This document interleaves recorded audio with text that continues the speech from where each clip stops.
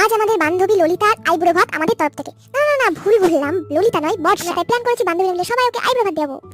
আজ আমরা সবাই মিলে বান্ধবীর জন্য আইব্রো ভাতের জোগাড় করেছি। জোগাড় বলতে কিছুই না, জাস্ট একটু বিরিয়ানি আর মিষ্টি। দোকানের সামনে কি সুন্দর গন্ধ গো।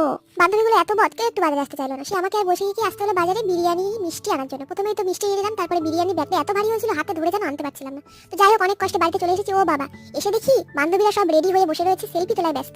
আমরা শুধু রেডি হতে পারিনি, অনেক কষ্টে তারপরে রেডি হলাম তাড়াহুড়ো করে। এই দেখো, নতুন বউ আবার পোজ মারছে। তো সবাই রেডি হয়ে গেছে, দেখে নাও আমার বান্ধবীদের সবাইকে। এই বিরিয়ানি খাওয়ার জন্য একটু বেশি আগ্রহী হয়ে উঠেছে।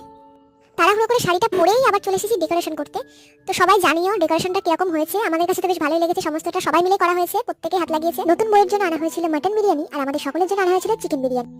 সবই হলো, কিন্তু আশীর্বাদ করার লোক নেই, তাই মাকে ডাকিয়ে আশীর্বাদটা করিয়ে দিলাম। আর সবাই আমরা বিরিয়ানি নিয়ে বসে পড়েছি। টেবিলে না সকলের জায়গা হয়নি, তাই কয়েকজন নিচে বসেছি আর কয়েকজন টেবিলে বসেছি। আমার বান্ধবীদের তুলনা হয় না। এক প্লেট করে বিরিয়ানি খাওয়ার পরে ওদের এখন খেতে ইচ্ছা হচ্ছে কমলা লেবু। মশারি খুলিয়ে আমাকে কমলা লেবুটা